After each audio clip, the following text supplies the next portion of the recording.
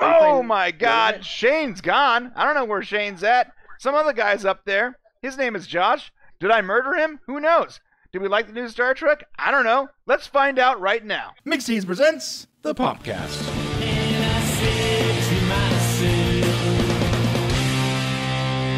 Hey, my name is Brian. That is Josh. This is the Popcast, and we're talking about Star Trek Discovery Episode 3. Here's the deal. No, I did not murder Shane. Shane is on his way to New Mexico trying to set up a sponsor for our next giveaway. In the meantime, we got a Trek virgin up in here. His name is Josh. Here's how it works. I was trying to get an expert, and then I figured, why am I getting an expert when I can get my boy, Mr. Baja 5000 himself, the racer, who has never seen a second of Trek, to give us his no-nonsense, no BS review of the latest Trek. Everybody's giving experts out there, but no one's talking about newbies. So today, we're talking to a newbie. Josh, how you doing, buddy? I'm doing well, man. How about you? Not bad, bro. It's a little late for my normal podcast, but I'm liking it. I'm energetic, ready to go. No more 6 a.m. Drowning over coffee trying to get it going. So I'm good. Let's do this, bro. Tell us a little bit Right about your on. history in Star Trek. Like, what do you know specifically? What do you know about Star Trek?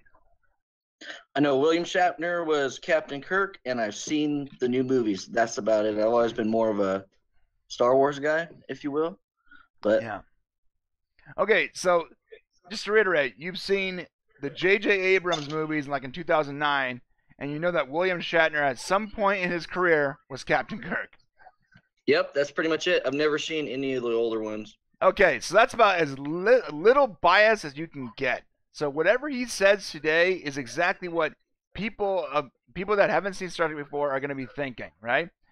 So you're going to see my perspective, someone that's been watching Trek my entire life, and you're going to see Josh's perspective, someone that doesn't care about Trek. All right? So before we get into that, let's talk about the 800 sub challenge. We just did the 400 sub giveaway. It was amazing. Someone got a t-shirt of the month, a full year subscription. Next up is 800 subs. We're like 650 now, so we're so close. Get in there, subscribe, comment, and like for your chance to get into the sub challenge, okay? Let's get right into this. Star Trek Discovery just aired on CBS All Access. Yes, it is a website that you have to actually pay for to watch. Luckily for Josh, I paid for it. So Josh got to watch it. For free. For free. And I gotta say, quick overall thought of the show. It was better than the first two like prequel episodes. I feel like the writers want you to like certain characters that you don't like, no matter what you do, that you're not gonna like them, and they want you to dislike characters that I sort of like. I think we're gonna be on the same page. The show basically it opens up with Michael Burnham. She's now been arrested. She's on a prison ship. She's heading somewhere to outer space to a colony somewhere. And she's interacting with a bunch of convicts who are talking about killing Andorians and whatnot. So you don't know much about this, but does this feel normal for you for someone in a convict, being arrested to be in some kind of transport ship going somewhere? Yeah, that seemed legit. As you get further into the scene, though, I think it got a little almost cliche-ish. Yeah, a little Fast and Furious style, right? Mm. So yeah, she's having this weird cliche moment, like you said, where they're like hardened criminals, right? And that Asian chick trying to act all badass when she looks like so innocent was off-putting for me. She's like, Andorians are always cold. Didn't like that part. Apparently, there's a species out there that sucks electricity out of a shuttle. Who would have thought? Yeah, who would have thought? I didn't look. I'm a Trek guy. I've never heard of that before, so that's new to me. And then the one pilot. There's one pilot, dude. For some reason, there's one pilot on this prison shuttle. Has got to go out there and stop it. Of course, she's immediately just killed. Like it was instantaneous. Also, another thing with that is they were wide open. Like the pilot could just walk back there with the prisoners and everything. All three of them easily could have walked up there, taken that pilot out, and flew that ship themselves, even though they were in cuffs. They could have teamed on that. Yeah. Like, You know, I was thinking the same easy. thing. I It was made like, no sense. maybe they're the force field? I don't know. What's the deal? Why are they not just taking the ship for themselves? They're hardened criminals. Yeah. And then another thing for me was when, so obviously the tether breaks and she goes flying off into space. She was in a spacesuit, right? And then the what was it? The Discovery comes. They just pretty much say, "Oh, to heck with the pilot. We're gonna get these prisoners." Well, she's flying off through space somewhere. Like, I imagine they have some sort of tracking ability to get her, but they're just like, "Nope, she's gone." That's a good point, man. I didn't Get even rid of consider that. character. Dude, she flies up the tether. Discovery shows up and just, whatever. Yeah, see, no, didn't hear from her one more time. Victim of the plot. Yeah, Right? so Discovery does tractor them into their bay. That was a pretty cool shot, though, like Discovery grabbing it with like those two tractor beams. I mean, it was cool. Yeah, it was. The CG in this series was phenomenal. Oh yeah, that's what I said about the prequel series too when I reviewed that. The CG was ridiculously good. Like the graphics are amazing. It's the story that suffers for me right now. So they get in there and we take our first look at our security officer, I guess. I thought she was humping the captain. It appered that At she was first. really way too close to the captain, right? Mm-hmm. I mean, she's the only one that called him captain, which we're going to get into that again. I'm not sure why. No one on that ship calls the captain, apparently, except for her. Yeah, it looked like she was into the captain. She comes off as a badass instantly and is like, yo, I guess we're taking on garbage now. Just referring to everybody that just came up and said it was garbage. She was cold. Yeah. She had nothing nice to say. Yeah, not at all. So initially, we don't like that character. It's hard to like someone that's A dick. yeah, a dick. Thanks.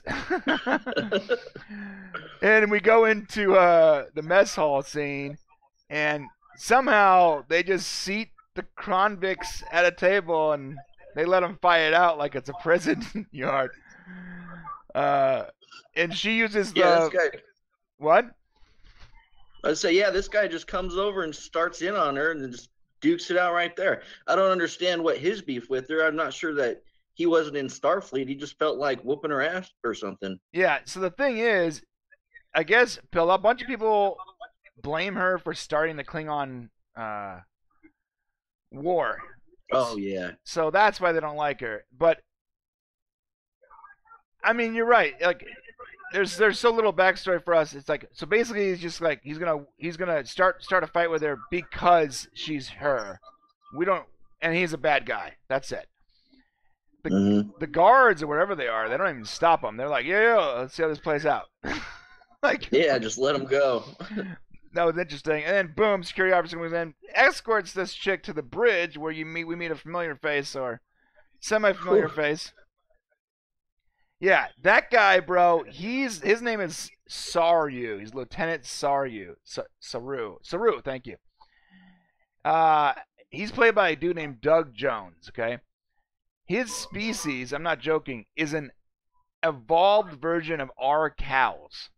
Like, no way. They're a grazing species that evolved to the point where they're bipedal or whatever the issue is. He's got hooves, even though you don't see it here in the show. You saw it, or you're supposed to see it at some point in the show. So his species is constantly afraid of being murdered because he's a prey species, right? So he's like scared of everything.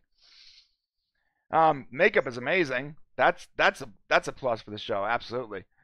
Do you ever find out what are those deals when further on when the prisoner shuttle goes out and those little like wing deals come out? Yeah, I don't know. It almost looked like he was nervous. Yeah, so there was a scene in the very first episode, the prequel episode, where he was saying that his species evolved the ability to know when death was coming, and I think that had something to do with that, like danger is coming. I think it's a danger reaction, dude. Because it looked like that. He looked nervous, and then those things popped up out of his neck. Either that, or he was horny. One of the two. It was either nervous or horny. I don't know how much you get laid looking like that, though. It depends on the species, bro. I guess. We meet Captain Jason Isaacs, Captain Gabriel Lorca for the first time. we had this weird story element where apparently, I guess he had an accident, so his eyes are messed up, and like if you want to keep his eyes, he's got to like wait for light to light has to gradually change or something. I don't know. It just seemed like a really sort of messy thing to add to this character. I know it makes him unique or whatever, but it just confused me. Like, why is that? Why are they talking about it about his eyes? I don't understand that. That was an extremely probably perfect word for it, messy. That was kind of like almost irrelevant to some point unless something happens further along. Yeah, maybe it's like setting up for something else, but like unless it happens next episode, you think the audience is going to remember that his eyes are special? You know, or I don't know, man. This picture right here, this little screenshot, they look beautiful. Yeah. So I remember those eyes. Yeah. They do look nice there. So they have a weird interaction. Apparently his family was fortune cookie makers or whatever. And when replicators came along, that technology allows you to just sort of make food out of basic materials. They went out of business, and he's now captain of a ship. Again, another sort of irrelevant, messy detail that I guess it's building his backstory. But all it does is ask questions like, how long ago was his family in business? This is like 300 years into the future. I'm a little confused as to how long we've been not practicing capitalism or whatever. Considering the fortune cookies were kind of a twist to me. That's not really your serving item in an office like that. Usually you got to eat some M&Ms or something, but right. Fortune cookies? Some kind of candy? Yeah, he's just like, you want a fortune cookie? She's like, nah. What?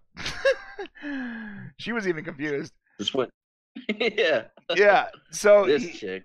He basically tells her that while she's on the ship, she's going to be helping out. So he assigns her quarters and says, you're locked in your quarters if you're not working, but then you're working if you're not sleeping. And she meets this woman. This is Sylvia Tilly, played by Mary Wiseman. So Sylvia is a weirdo, right? Is that Yep. Okay. All right. Thank you. I'm going with that. Yeah. She's a little bit of a weirdo. Okay. So my thing is, I know as the audience you're supposed to like her, but I hated her. I hated her too. The minute she opened her mouth, I didn't want her to talk anymore. It's crazy. I thought she was just like a weird special ginger. Yeah, and then she's like, I can't sleep on, it just seems like very, I don't see how she's going to make captain, man. She's too sensitive to a lot of things. Yeah, there's no way. And she snores. Well, so she interacts immediately with Michael, and she's real cool and everything until she figures out that's the Michael that apparently started the war. Yeah, then she's super cold. And you gotta be honest, look, if that's all it takes to get her to shut up, I would have just mentioned that immediately if I was Michael. Yeah, straight away. Yeah, so what about this moment, dude? Something goes on the ship. They call it black alert or blackout or something like that. And I guess water is dripping, is floating in the middle of the air, then just immediately dissipates. Yeah, and then it's just gone. Yeah, so that's a definitely foreshadowing, right? That's like a prelude to something. It's got to foreshadow something with that little travel deal that they're doing, right? Right, and the travel thing, which we're going to get to. That was crazy. So as a Trekkie, we're going to get there. All right. Then we have a cool moment with Cow Guy, Lieutenant Saru, and Michael. He's eating blueberries. Apparently he likes blueberries. Another irrelevant fact. Yeah, that was... Didn't build his character whatsoever. He likes blueberries. Okay, that's cool. He drops her off at her first station, which is an engineering station. This is when the show, like, before I was slightly annoyed, but I started to get really annoyed around this time. I'll tell you why. She's in engineering.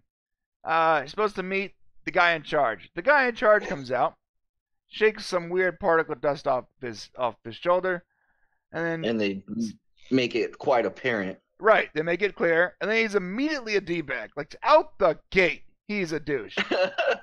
Like, and again, I'm pretty sure we're supposed to like this guy, right? But I hate him. That's what I thought too. I hate him. Yeah, I didn't like him. Immediately hate him. And he calls the captain Lorca. He doesn't call captain. I was in the military for a long time, and I'm pretty sure that if I ever called my first sergeant Tom, he would have just, like, shivved me in front of the rest of the platoon. That was odd to me. Hey, can I backtrack for a second? Yeah. There was a spot like right before this when Cow Dude and Michael are walking, and when she says sorry to the guy, I was expecting a total different response from him, but he was straight to the point. I know you're probably sorry, but you still messed up. Like, I thought that was pretty assertive, and I think that really went to Right. like some kind of foreshadowing of some sort. That's a good point, especially considering that in the prequels he was like over the top, scaredy cat, non-confrontational, just polite to everybody because he didn't want to fight. Yeah, you're right. That was interesting. That goes against what the character they tried to draw out in the last two shows. So maybe he's either growing as a character or he really just doesn't like this woman. It's one of the two. Yeah, not pumped. Yeah, he's not. Well, she killed, what was it, like 8,160 something people? They say she's responsible for 8,000 deaths because she started the Klingon War, and technically she did. So technically, I guess she is responsible. Her actions started a war that killed 8,000 people. So yeah, I mean, we already talked about the last prequel a couple episodes ago, and there's a lot of issues there with that. I don't want to go back into that, but yeah, I guess she would be responsible for that for sure. You don't want that on your resume? Yeah. I killed 8,000 people and worked at Bank of America. So back to this dude. I don't understand this guy's like extreme lack of respect for the chain of command. He also mentions the Beatles.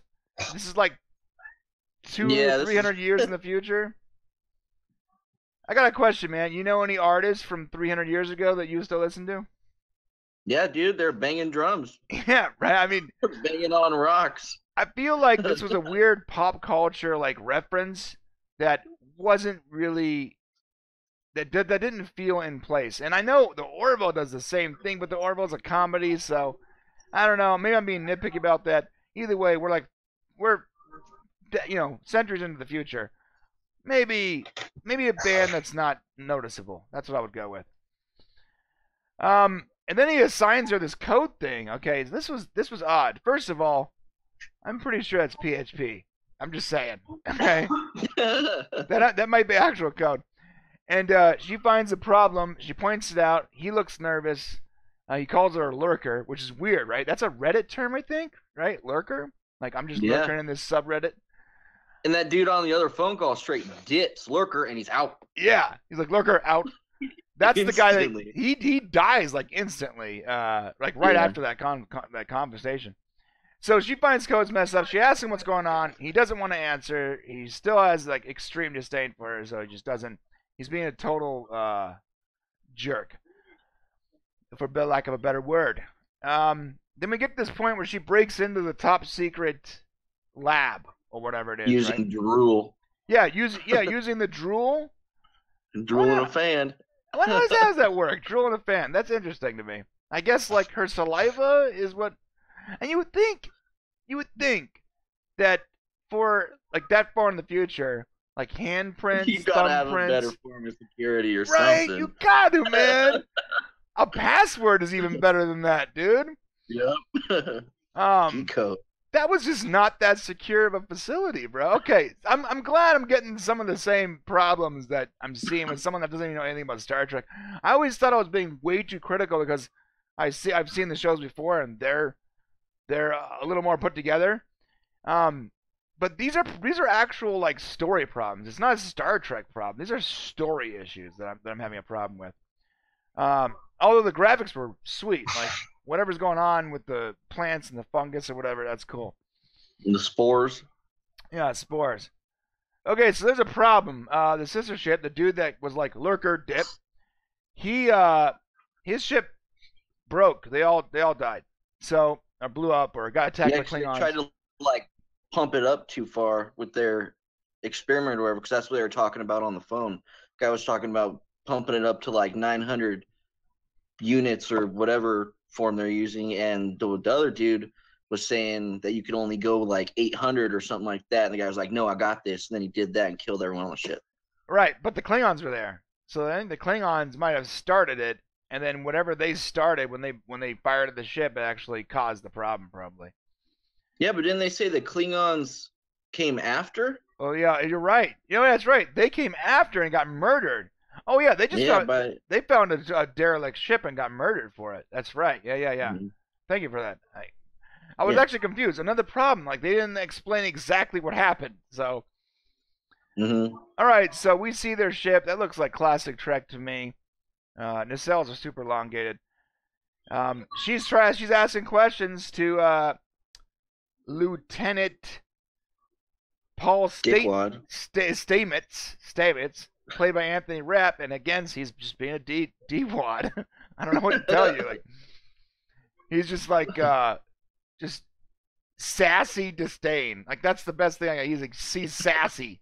He's a sassy individual. This scene right here, he was trying to be extremely alpha to her. Yeah, and it wasn't working for me. I'm smarter than you. Yeah, me neither. You can't lisp and be alpha at the same time. It just doesn't work, dude. He's got that comb over, though. He does got that comb over. And so they get on the ship, and there's a bat'leth on the ground. That's a Klingon weapon for Trek noobs. So how does that work? Is it like just like a sword kind of thing? It's literally like a double-edged sword. Remember Star Wars Darth Maul? Yeah. The double-edged lightsaber. So it's just like a melee weapon? It's like a melee weapon. You know what it's like? Dota 2 anti-mage. That's what it is. Oh, word. All right.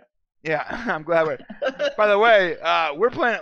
Josh's the one that will be doing Dota 2 patch analysis with us in a couple of weeks. So, all right. So they find the Klingon bat'leth, the weapon. So they instantly realize that there's Klingons on board, right? This part trips me out. Like the carnage is ridiculous. Like they're smoked. It's clearly it wasn't like an outside influence. There's something inside the ship murdering people. I'm pretty sure that's what's happening. So my question is, if you were on that ship and you saw that carnage, is it time to get off the ship? Because clearly there's something bad inside the ship. Oh, I'm bailing. There's no way I'm staying for that. We're bringing back an army. Yeah. Or something. Better weapons. They got like little pistol phasers. And another part when they're running after this, the lady yells, "Set phasers to kill." No crud, like duh. I'd done that a long time ago. I wouldn't have gotten on that ship without phasers to kill. Right? Yeah. I mean, what are you gonna do? Stun the giant? Anyways, okay. You're right. I would have bailed. Went back to the Discovery, brought like 25 more guys with rifles and cannons, and then got back on the ship. The second I saw pieces of people strewn along the ground, I'm out. Let's go get more people. You guys want to explore? I'll wait on the ship. Yeah, because all we got is like this science chick that's been there for like 2 days. She's super green. You got this sassy guy that can't even hold his weapon up straight, a security guard, and a traitor. Yeah, maybe you guys should go get more people. Yeah, need some supports. So that was weird. So the super green cadet, like her rank is actually cadet, played by Mary Wiseman. She hears something, and all of a sudden she's bold, right? And she's like, "Come out of the shadows." Yep. Yeah. Me too. And the Klingon comes out, and you can barely see it here because it was so dark. By the way, the scenes were so dark. Like I had to bump the brightness up on the screenshots. He whispers, he goes, "Shh," and the security guard goes, "Is he shushing you?" Like, okay, come on, yeah. Because that's the first thing you say. What do you mean? A Klingon comes out here in the middle of war, you shoot him. Yeah, you're in a war. Especially in a sh- like that, all dark and everyone's dead and he's the only one alive. This guy obviously did something. There's no way I'm shooting him. That's so true, man. And then we see his first shot of like this beast. That thing's wicked. Yeah, this wicked dude, like chewing through titanium plated armored doors, dude. Like, you got some good teeth. Yeah, this is a gnarly. Obviously, this is like it was manufactured or whatever on their ship, I guess. Discovery had one too. Well, Discovery beamed over that one at the end. They beamed that one over, dude. They beamed it over? Yeah, because that's just a bad idea. Dude, he asked his bae, the security chick, he goes, Did you get my package? And at first I thought he was foreshadowing something, but then, and then she was like, "Yeah, it's snug as a bug in a rug," to borrow a 20th century term. And then he walks up there, and that thing shows up. So yeah, they get And he that says, thing. "Here, kitty." Which, by the way, you're right. It is a bad idea. It murdered an entire ship. Right? Single-handedly, and the Klingons that came after it, armed at the teeth. Yeah, let's bring this thing on board. That sounds like a good idea. Another thing is, if the Klingons were there, they had to have had a warship there. Wouldn't they go back on after all 12 of their dudes were dead? And then would they do just leave the one guy? I think they just bailed. I'll tell you exactly what happened, bro. Klingons, they're not like humans. They're more like they're warriors, and like people, other Klingons dying is acceptable casualties to them, dude. I mean, although Spartans. they're really serious about, they don't want, they take the death seriously after the fact. But the biggest honor for a Klingon is to die in battle. So. Oh. Yeah. News to me. Yeah, because you're not a Trek, but you're right. Thinking about without that backstory, you would have been like, hey, maybe you should go back and get your crew, right? The ship's gone. Yeah. They were just like, oh, big tiger on board, we're out. Yeah. See ya. What would you call that thing? An alien beast? Man, bear, pig? Man, bear, pig? Yeah, I mean, I guess. Yeah, it's a big man. That's what we're calling it. Man, bear, pig. From now on, that's man, bear, pig. All right. So this is when Michael gets all ballsy. They're trying to burn through a door. By the way, they're burning through a door with a phaser rifle, right? Meanwhile, the thing behind him is using his hands, right? His claws and headbutting and yeah. Well, she gets all brave, and oh my God, this scene where he finds his buddy all twisted up. That's what, you're right. That's how you know it wasn't, and nothing to do with that big old giant thing. It had, that big giant thing getting out was probably a byproduct of whatever happened with their experiments. Yeah, ship shut down. Little force field came down and ran out. Yeah, he ran out and started killing Klingons. Apparently, that dude looks like he took a gnarly left.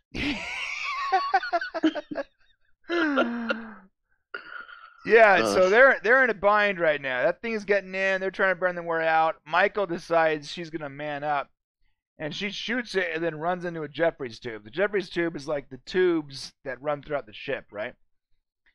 This is a weird scene for me. I'm not sure how I feel about it. I wanted to hate on it, but I sort of liked it. I'll hate on it. The man bear pig jumps into the Jeffries tube, and she's quoting Alice in Wonderland. So what do you think about that?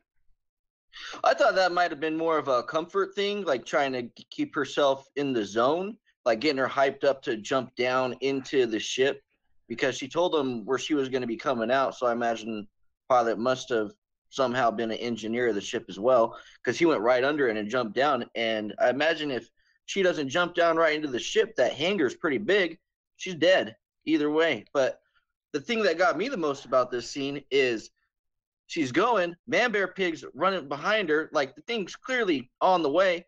She gets on the phone, she stops on the phone to tell him where she's going. Yeah, that's I true. think I keep moving and tell him. I'm not going to take 10 seconds or whatever it was to tell him. Yeah, like, no, listen, if we're going and talking. If Man Bear Pig's behind me, I'm definitely not. I'm not going to stop for anything. Yeah, no. Yeah, you're Throw right. the phone at it. I didn't even think about that. I was so fixated on the stupid Alice in Wonderland thing. I guess it was sort of a sleight of hand. Interesting. Yeah, you're right. She should And have then stopped. couldn't they have used the laser that they're barreling through the door? Couldn't they have at least tried to use that on the Man Bear Pig? Right? Or something, if they had the opportunity? They were melting a steel titanium door or whatever. Yeah, maybe use it on the giant Man Bear Pig. That's a good idea. Right? Yeah, I don't know, man. Maybe it's like impervious to phasers or some nonsense. So she escapes, and oh, dude, notice the 3-point stance, the superhero stance when she came down. Oh yeah, superhero landing. That's what that is, bro. One hand behind the back, one hand on the ground, and a knee and a foot. Still ready to keep going. Yeah, bro. You know what's funny is that's the most impractical stance for landing of all time. Like you want to land with as much surface area as possible, and you would know that. You're a bike rider, right? Mm-hmm. That's just silly, man. She was doing that for style points while running for Man Bear Pig, dude. Honestly, that fall that she took, I don't think she could even decide how to land with the ship flying that probably isn't perfectly level. I think she's going down. Yeah, no. Like, yeah, they should have had a spill. They should have had her spill over or something. That would have been more realistic, I think. I mean, because like the point of the show is they're going for a more realistic version of Star Trek. The whole superhero 3-point stance thing was just laughable, dude. Maybe back in like 2009, that would have been cooler. There you go. That's an 09 stance. That's an 09 stance right there. That's not the 2017 stance. All right, so we get back to Discovery. We have this interesting conversation between Captain Lorca and Michael, where he basically says, "Stay on the ship," and she's like, "No, I'm out of here." Like, you see that Man Bear Pig chasing me? All right, I'm sticking around. Yeah. Cool. And he was like, "Let me show you something." So she accuses him of warmongering. Initially, she goes like, "You're trying to kill," and the Starfleet's all about helping people, which is retarded to say that considering they're in the middle of a war. So anyways, she accuses him of warmongering. And he goes, "Let me show you something." Apparently. That's the, "I got something to show you" face. And then he shows her that transport thing. Now, I know you want to talk about this, dude. Oh, yeah, that was probably the coolest part of the episode, I thought. Yeah, that was cool. Wouldn't that be efficient? And I'm just wondering how it works. Do they surround the ship with those spores and then transport that way? Because I imagine it doesn't. They're not like using warp speed or anything like that. They got to be teleporting. It's clearly teleporting, right? It's not like a form of. Yeah. It's not a normal form of travel. So no way. So yeah, and she's surrounded by those things. Yeah, so these spores, whatever there are, I guess they're fundamental to like the architecture of the universe. So they're everywhere they at said once. The veins and muscles that hold the galaxy together, I think, is the term they used a few times. Yeah, so now as a Trek newbie, that's really cool to you, right? Yeah, that's legit. If this wasn't Star Trek, I would be like, that's really cool. But it is Star Trek. I know Star Trek. I've never heard of that before. That's beyond anything Star Trek has ever introduced. And this show is supposed to be taking place before the Star Trek I watched, so I'm a little confused about that. Oh, okay, so it doesn't really follow the lore? It doesn't follow the lore. And yeah, that's the perfect. It doesn't follow the canon, dude. The lore is off. Because this is taking place before the original Captain Kirk series. Last time I checked, Captain Kirk wasn't transporting his ship around the universe with spores, dude. So maybe they didn't finish it. so maybe, this is before the old ones. This is supposed to be taking place before William Shatner's era. So what's the famous ship is the Enterprise, right? So that hasn't even been built. Technically, that has been built, but it's not being captained by Captain Kirk. It's captained as a whole nother crew and captain we've never heard of. Okay. Because Captain Kirk, he gets it when it's already 10 years in, right? So, yeah, technically there's an Enterprise right now. But we haven't seen it, of course. Yeah, I mean, you're right. Maybe this technology didn't work, and that's why it wasn't talked about. And so I can do that. I can be like, okay, never heard of it. Fine. I think it's cool. Be all just... What? I was gonna say this can be all just like hearsay until the series is over, right? Which I am gonna finish watching the series. Got me into it. Yeah. Well, congratulations, man.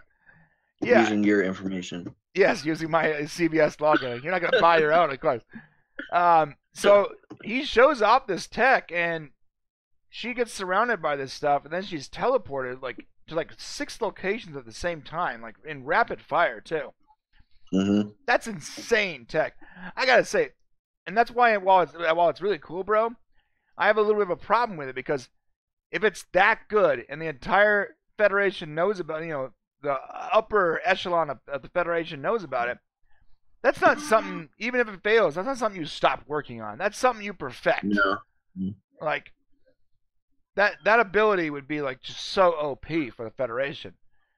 Yeah, and when she was being teleported between all those different places, it didn't fully look like she was at those places. So, I mean, part of me thinks that it could have just been like images of it, like the spores were like halfway taking her there, but not fully putting her in that location or something. Like she was out of phase or something.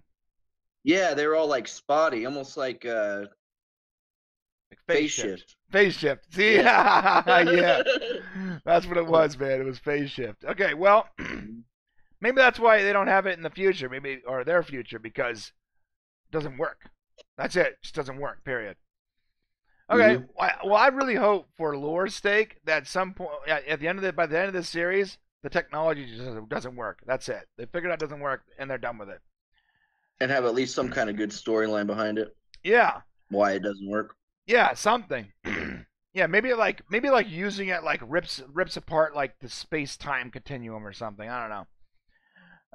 Like there's gotta be like insane consequences, right? Yeah, or the ship's just all to blow up, right? So he goes back. He's talking about fortune cookies again. We see a really cool shot of the Discovery, and and she is back in her quarters talking to this weirdo, this ginger weirdo, coming straight out of Tangled. And apparently she's cool with her now. After one mission, everything's cool. Okay, that's believable. She did kind of save her life. Yeah, I can see that. It doesn't mean I like that character. Yeah, that's true. I still don't like the character at all. But maybe she'll grow on me like ginger fungus. I don't know.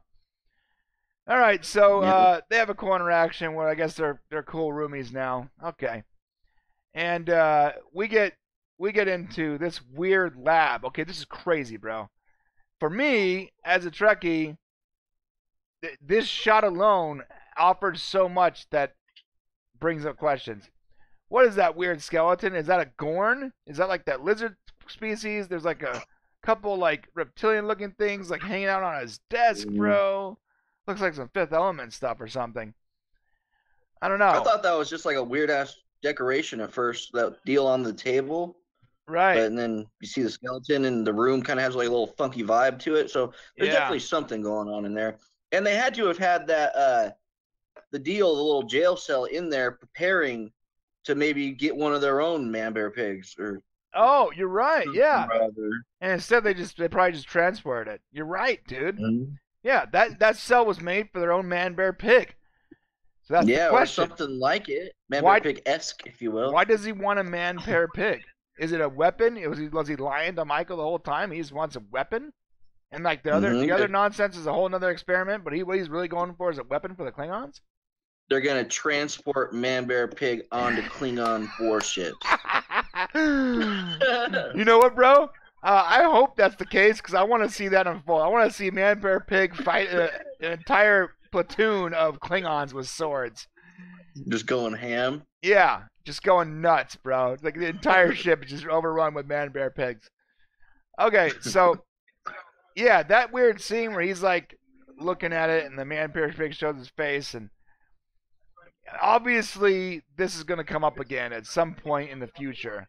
And I didn't have a problem with it. I think it's cool. I wish they would have stuck with this as the weapon instead of like the weird transporter stuff. Or just pick one, it was a little jumbled for me. But maybe that's the point. Maybe the transporter is like, that's what they're supposed to think they're working on, but what they're actually working on is this bioweapon, which might be cool. All right, so the Discovery takes off, right? Let me ask you a question. Out of every single person you saw on tonight's show, which one did you like the most, and which one did you hate the most? I'd say my favorite was Michael. Okay. For a lot of reasons. I thought that, first off, that little pressure point thing she did to that captain in the beginning was just badass. Okay. And then she developed as a character during the whole episode and just turned into a really likable person. Okay, she definitely feels bad for what she did. That's a good sign, man, that you like the main character. As someone that's so fresh to Star Trek, you like that main character.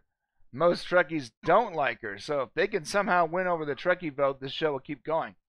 Who did you hate the most in this series, and this episode?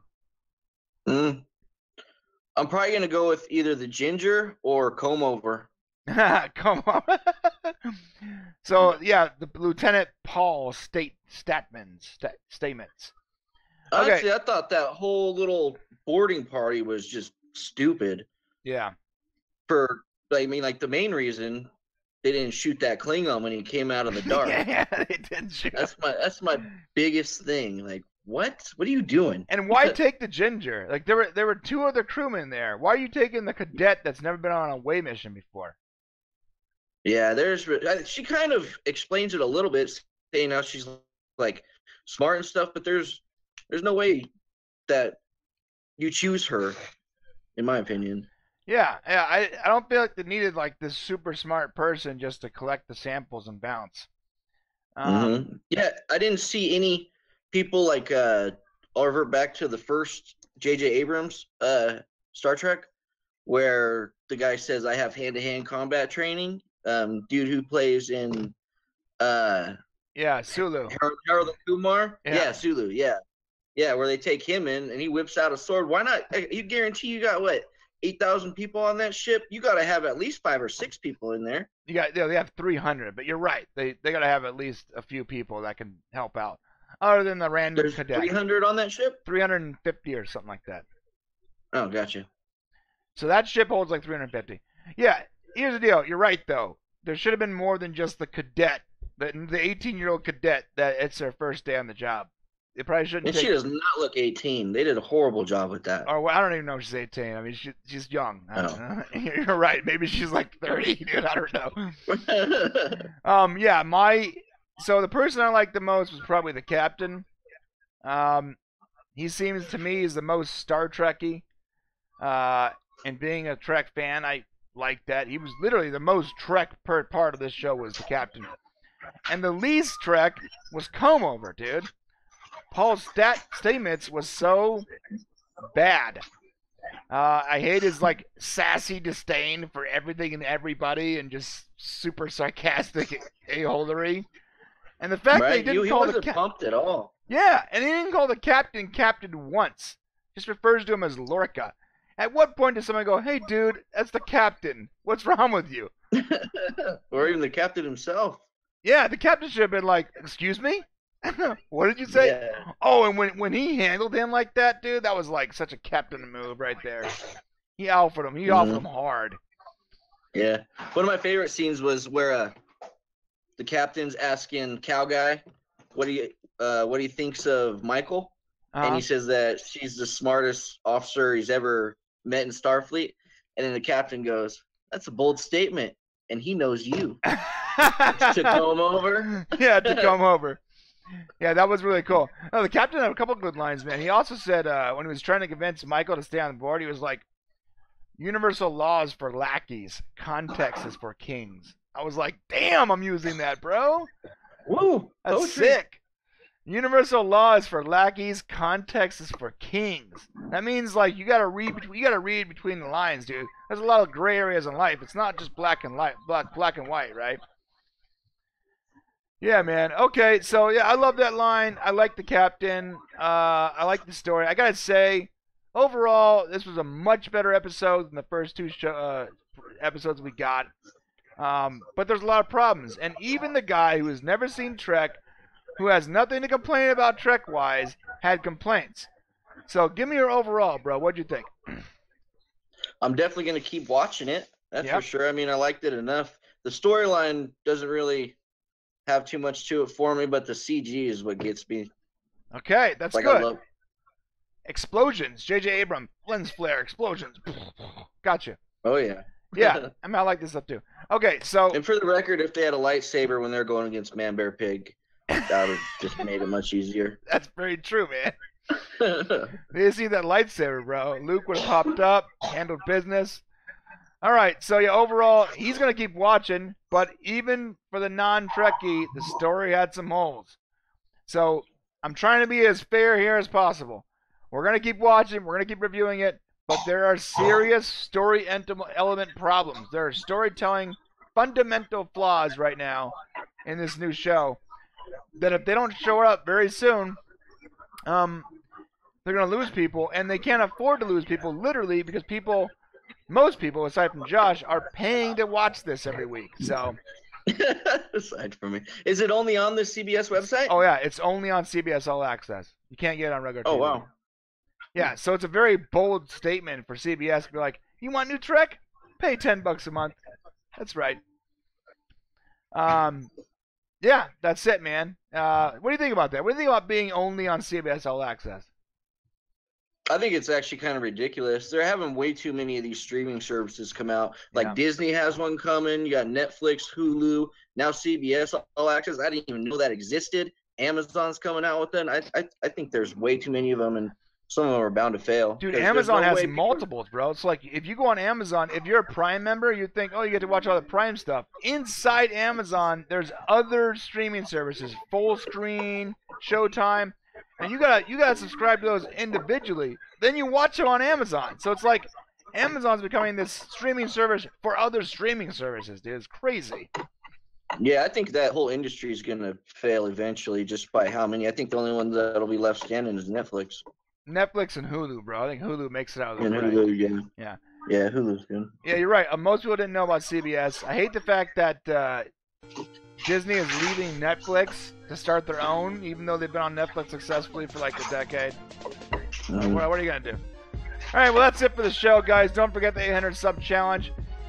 In the comments, please tell Josh how much you liked him so I can get him to come back, okay? All right?